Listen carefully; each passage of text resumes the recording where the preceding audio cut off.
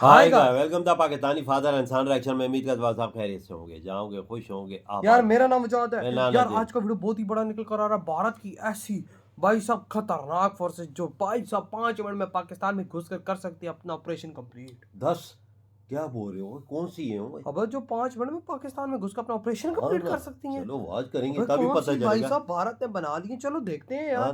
कौन करते स्टार्ट। दोस्तों, जब हालात काबू से बाहर हो जाएं, दुश्मन हर रणनीति को ध्वस्त कर दे और हालात बेकाबू हो जाएं, तब एक ही नाम सामने आता है, स्पेशल फोर्सेज। ये वो जांबाज योद्धा होते हैं जो मौत से आंख मिलाकर उसे भी मात देना जानते हैं। इनकी ट्रेनिंग इतनी कठिन होती है कि आम इंसान उसका अंदाजा भी नहीं लगा सकता।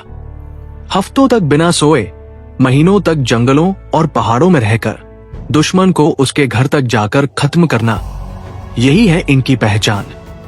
स्पेशल फोर्सेज का काम सिर्फ लड़ना ही नहीं, बल्कि उन मिशनों को पूरा करना होता है जिन्हें पूरा करना नामुमकिन माना जाता है। जो मुश्किल, चाहे वो आतंकवादियों के चंगुल से मासूमों को बचाना हो, दुश्मन की धरती पर जाकर सर्जिकल स्ट्राइक करना हो, या फिर ऐसी गुप्त कार्रवाई करना हो जिसके बारे में दुनिया को सालों बाद पता चले। पता ही ना। ये कमांडो हर चुनौती के लिए तैयार रहते हैं। भारत हो या अमेरिका, रूस हो या ब्रिटेन, हर देश की सबसे बड़ी ताकत उसकी स्पेशल फोर्सेज होती है। तो आइए इस वीडियो में हम भारत की उन टॉप 10 स्पेशल फोर्सेज के बारे में जानते हैं जिनकी बहादुरी और जज्बा हर भारतीय को गर्व से भर देगी। लेकिन दोस्तों, वीडियो में आगे बढ़ने से पहले प्लीज वीडियो को लाइक, शेयर और चैनल को सब्सक्राइब करके कमेंट बॉक्स में जय हिंद लिखना न भूलें। तो चलिए शुरू करते हैं। मार्कोस। मार्कोस का पूरा नाम है मरीन कमांडो फोर्स, जो भारतीय नौसेना की एक विशेष इकाई है। इन्हें मरीन कमांडो या दाढ़ी वाले फौज के नाम से भी जाना जाता है, क्योंकि वे अक्सर अभियानों के दौरान दाढ़ी रखते हैं ताकि वे स्थानीय लोगों के बीच आसानी से घुल मिल सके। इनकी स्थापना 1987 में हुई थी। मार्कोस की ट्रेनिंग इतनी कठोर होती है कि केवल 10% से 15% उम्मीदवार ही इसे पूरा कर पाते हैं। मार्कोस कमांडो जल, थल और वायु तीनों माध्यमों में ऑपरेशन करने में माहिर होते हैं।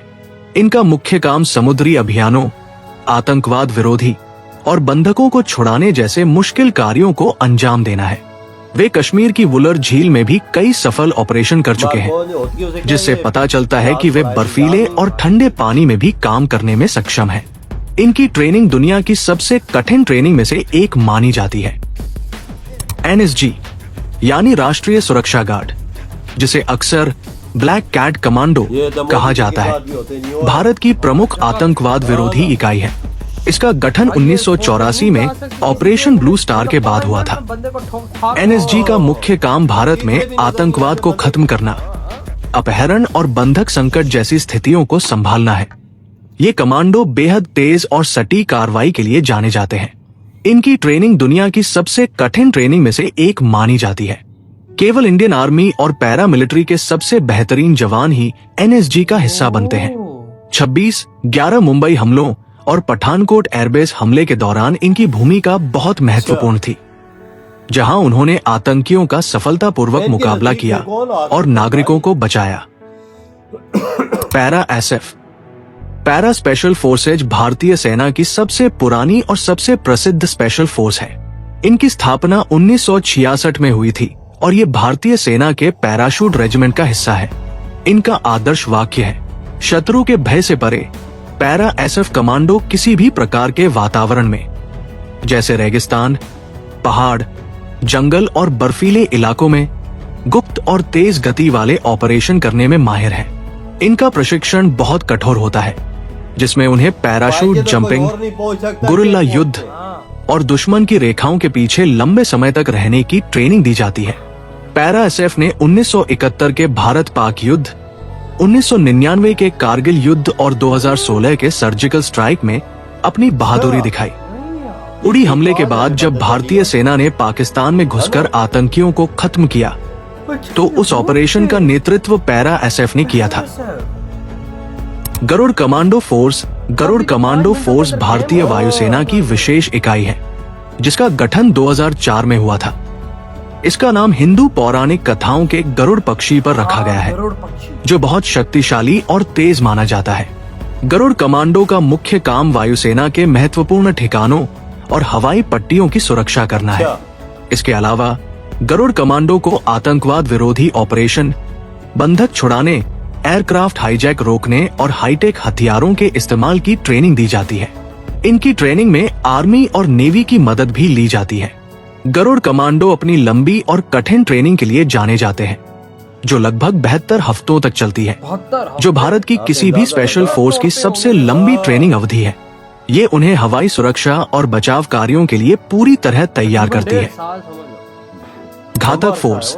भारतीय सेना की हर इन्फेंट्री बटालियन में एक घातक प्लाटून होती है, जो उस बटालियन की सबसे घातक और बेहतरीन टुकड़ी होती है।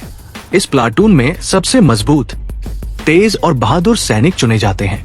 इनका मुख्य काम दुश्मन की रेखाओं के पीछे घुसकर महत्वपूर्ण ठिकानों को नष्ट करना या अचानक हमला करना है। वे दुश्मन की गतिविधियों के बारे में जानकारी भी इकट्ठा करते हैं।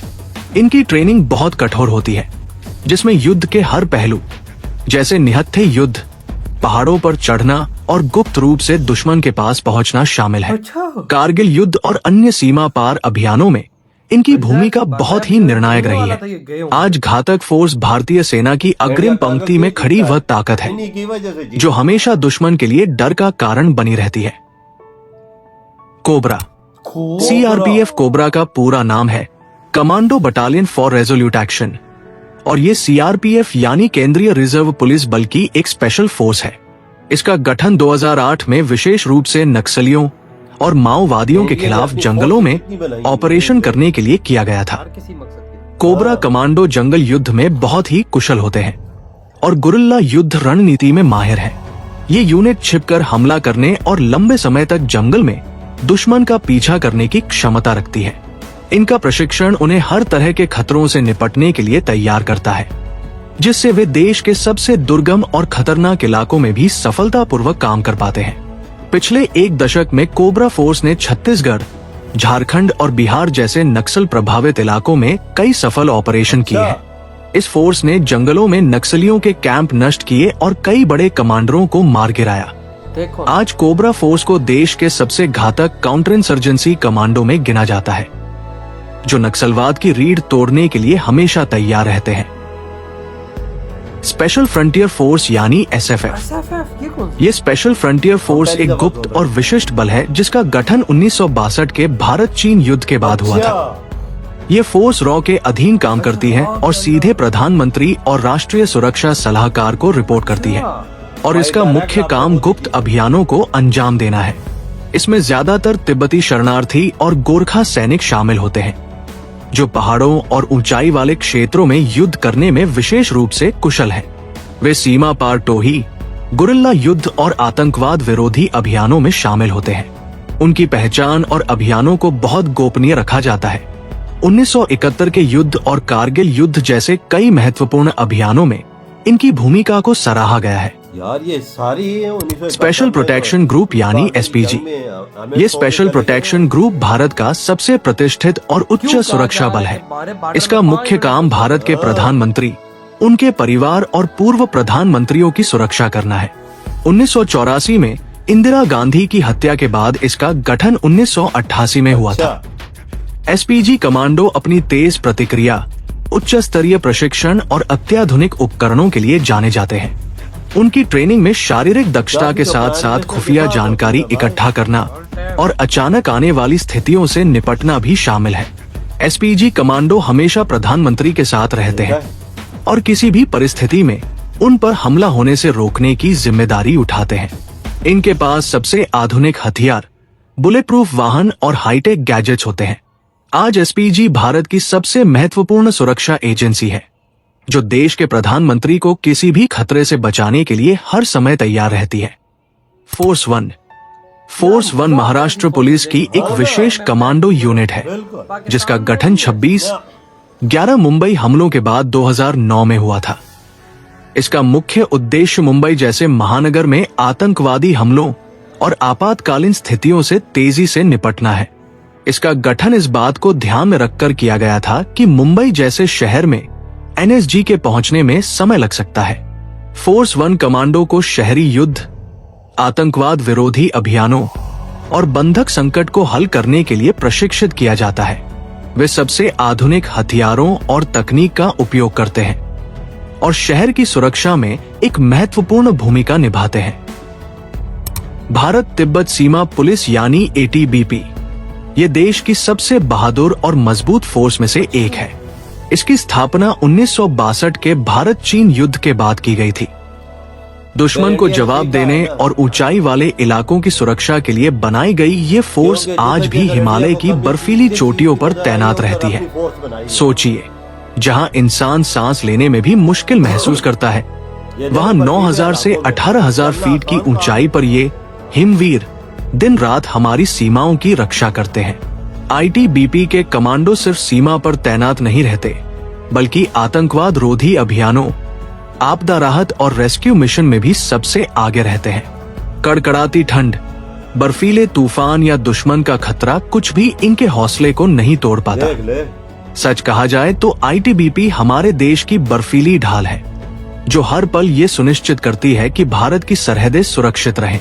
जब भी इन हिमवीरों का नाम आता है तो सीना गर्व से चौड़ा हो जाता है। तो दोस्तों, ये थी भारत की टॉप 10 स्पेशल फोर्सेस जिनकी इधर ये वीडियो खत्म। भाई सब अंदाजा लगाओ, मैं कसम से इनके बारे में जब अभी बता रहे थे मैं चौंका रहा हूँ कि भाई देखो ना, ऐसी फोर्सेस हो तो 5 मिनट में मिशन कंप्लीट करना तो भाई सब यूं चुटकियों की गेम है इनके यार। लिए। हमें तो पता चला 3 इंडिया की फोर्सेस है ये, जो 1971 और कारगिल जंग में हमारी बैंड बजाई है। हाँ ना भाई, और जो भाई साहब पाकिस्तान में घुस के स्ट्राइक भी हाँ। कहा जा रहा है कि उन्होंने की थी, तो भाई साहब 5 मिनट में घुसने वाली बात हो गई। आप अंदाजा लगा ले फिर कैसी फोर्सेस है। ओ यार, हिला के रख दिया भाई साहब इन फोर्सेस ने। मतलब कि भाई साहब इन फोर्सेस के आगे कोई चिड़ी पांख नहीं मार सकती यार इनके तभी आगे तो भाई साहब मैं देख के यही बोल रहा हूँ कि यार जिनकी ट्रेनिंग भाई साहब 2-2 साल हो और इतनी खतरनाक हो कि भाई साहब उसको तोड़ के रख दिया जाए, तो ये भाई ऐसी वो कैसी फोर्सेस है फोर्स ना, होगी। तेरे देश में आए ना, बंदे को 5 मिनट में उठा के या काम तमाम करके चले जाए, किसी को पता भी हाँ नहीं ना चले। यार, ये ऐसी फोर्सेस यार है। मोदी जी ने कैसी कैसी फोर्सेस को भाई साहब क्रिएट करा है। हाँ यार, वजह इंडिया को। और भाई देखो, पहले भी भारत की फोर्सेस थी,